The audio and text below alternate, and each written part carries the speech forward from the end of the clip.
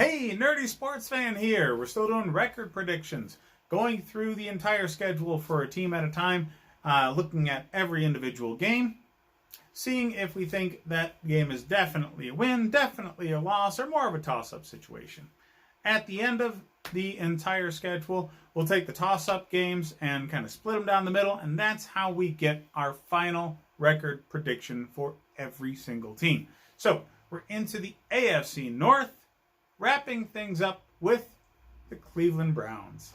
So, a brief overview of the offseason. I think they did all right in the draft. I think that they needed a coaching change for certain. But if you want to try and say that your current head coach is 100% for certain better than Freddie Kitchens, you may not be lying to me. You might honestly think that. But if you do, you're lying to yourself. There's no way in hell that you're going to be able to say that a rookie head coach, as young as this man is for certain going to provide the leadership that was entirely missing in the Freddie Kitchens era, however brief it was. So, leadership is still an issue on this team. Not talent. No, sirree. No. They're loaded with talent. They can't play together. They don't have the adult in the room rounding them up, getting them pointed in the right direction. They don't have it. Okay?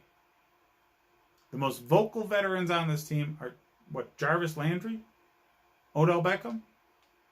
When's the last time you saw an offensive captain at the wide receiver position? I'll wait. You can't get leadership from these frickin' divas. You can't. All right? They're so goddamn full of themselves, there's no room for anybody else. That's why the quarterback, the offensive lineman, core special teamers, linebackers, these guys end up being captains. They're the voice in the locker room, getting everybody pointed in the right direction, getting practice at the right level of intensity, getting people's heads straight after a bad play. That's what's missing from this team. Not talent. No, they are loaded with talent. They need a leader. So, let's dig into it. Week 1 at Ravens. That's a loss. Ravens have that leadership, first of all. They have a better roster than the Browns by a wide margin. Lamar Jackson is helming a team of fucking destiny this year. And he's not going to let a team that has a lot of question marks like Cleveland get in his way. Just not going to happen. Bengals, toss-up game. Do I think you're a better roster than the Bengals? Absolutely. Absolutely do. That leadership question, though, again. Are you going to be up for this game after a game against the Ravens? No, I don't think so. Really don't. The Bengals will have a chance to beat you. Washington, that's a win. All right, Washington's a god-awful team. And they're playing in your house. They're not a division rival. No reason to think that either team is going to be sufficiently up for the game, just pumped. Yeah, just Washington's going to be awful. You're going to be able to trounce them. All right, so at Dallas, that's a loss. Going to Jerry World with this team. Cowboys being coached by the guy who you really should have gone after. I honestly, truly feel that the Browns this year would be so much better if they got Mike McCarthy to coach them. Because veteran leadership is what they lack so much. Mike McCarthy's been there, done that. He's won a Super Bowl. He's a head coach of the Packers for a very long time. And they were always in contention. He has the kind of clout that Cleveland needed. This young man that they got instead he's going to be shown a few things in Dallas. So yeah, that's a loss. Colts, you get them at home, you're going to win. All right? Look, the Browns' defense's personnel, especially, is for real. And Denzel Ward is probably going to pick off Phillip Rivers like 19,000 times this game. Because did you see Rivers just floating everything in San Diego? You can't blame all of that on offensive line play. You just can't. The guy's got a dead arm. So, yeah, Myles Garrett will be running at him full speed, and he will just lob and hope, and Denzel Ward will come down with it. All right? I'm going to actually probably put a weird prop bet out for this one if I could do it. I would bet that Denzel Ward would get as many receptions as the third wideout for the Colts. I really would. All right, so at the Steelers, you're losing that game. All right, Ben Roethlisberger's back. They have a legitimate chance to be the best defense in the league, and all of their offensive problems could be traced back to some injury or another, which will likely not be the issue in Week 6. You're losing that game. At the Bengals, toss-up. All right. Are you going to make the mistake of not being up for the game again? No. But you're getting them on the road, and the Bengals, with Joe Burrow, will get better as the season progresses. So now it's just a more legitimate reason to be a toss-up game. So Raiders, toss-up. You're getting them at home. That's good. They're a more talented roster from one end to the other. They have superior coaching. So they have every legitimate reason to think they should win this game. But the fact that you're getting them at home, your defensive strengths work pretty well for stopping that variety of offense. And their defense, not so great. So your offense will be able to score on them for sure. But I'm not so confident in this team just trouncing Gruden's Raiders. No. So, toss-up game. All right, bye week in Week 9. That's better than what, the Ravens and the Steelers got with a Week 8 bye, and they're playoff teams. So, they should be pissed. All right, 10. Week 10, you get the Texans, and, toss-up game. The Texans are slowly depleting their roster. They're relying far too much on Deshaun Watson. Whereas I think overall, Bill O'Brien, coaching-wise, probably better than what you got right now, at least. Deshaun Watson is quite a few steps ahead of Mayfield right now. And both teams have generally about the same roster strength. You're getting them at home, so that's always good. But, the Texans are legitimately in playoff contention this year. You're really not. So, toss-up game since you're getting them at home. All right, so Eagles. Home game makes it a toss-up. Your defense is fantastic. It really is. With Myles Garrett and Denzel Ward are only going to get better at this point in their careers. And the Eagles, are they a legitimate playoff team? Sure. Am I so frightened of them to think that they're just going to come into your home stadium and thump you? No. Absolutely not. You have every chance in the world to win that game. All right, so at the Jaguars, puts it in the toss-up category. Were you getting them at home? That's a W.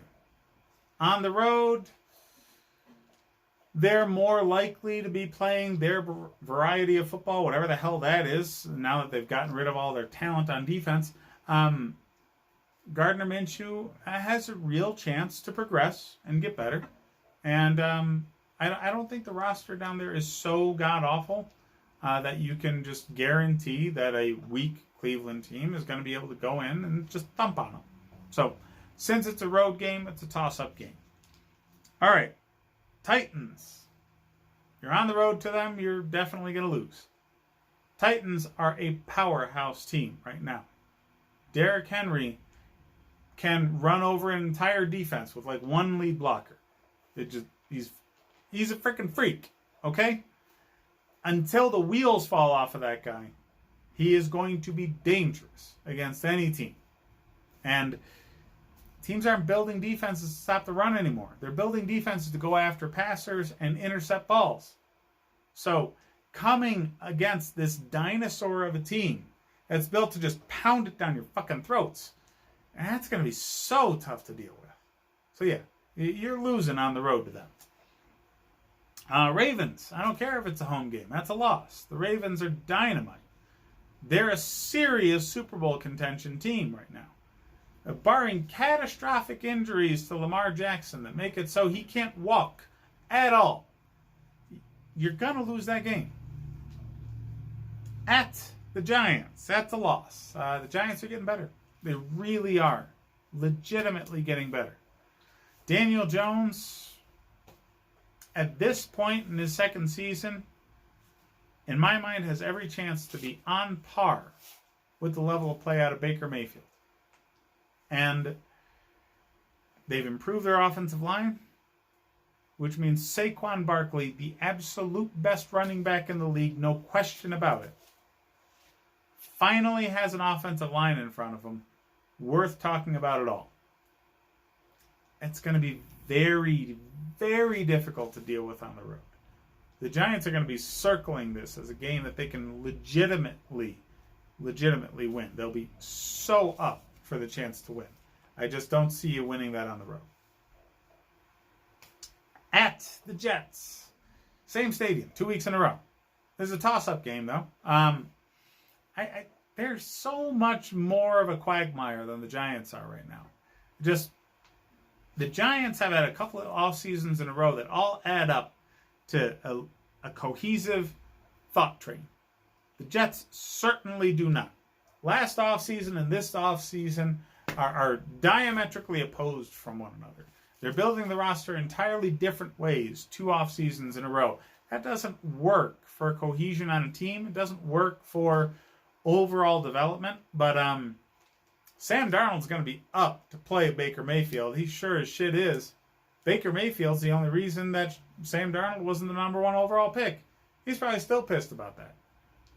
So based off of that rivalry factor and both rosters not necessarily being in win now mode, on the road to the Jets, it's at least a toss-up. The Browns' overall roster is certainly better than the Jets' roster. But again, you're on the road, so that gives a slight advantage to the home team, bringing it into real chance of loss.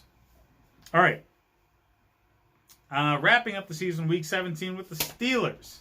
I'm putting this in the toss-up category only because I don't expect the Steelers to be starting anybody. They're not going to have a chance at the number 1 overall spot. They're pretty much just going to be the best wildcard team. So winning here gives them nothing. So, yeah, they're going to bench Roethlisberger and anybody else that's worth a damn, making it so you really have a chance to win. But at the same time, considering there's no hope left for your season, not a guarantee you do. So, for everybody paying attention, the games that I'm positive are going to be a win or a loss one way or the other. You're 2-6. So, if you split the toss-up games, that makes you 6-10. And that is my prediction for the Browns' record this season. Going to be another disappointing one. Might result in another head coaching fire. Should result in some serious questioning of what the hell they're doing with the leadership on this team. Probably won't, because, Cleveland. Either way, hit me in the comments. Let me know what you think. Let me know if you hate my guts and think that and don't know what the hell I'm talking about. Well, I'll talk to you for weeks. There's no football right now. So, yeah, I need things to talk about.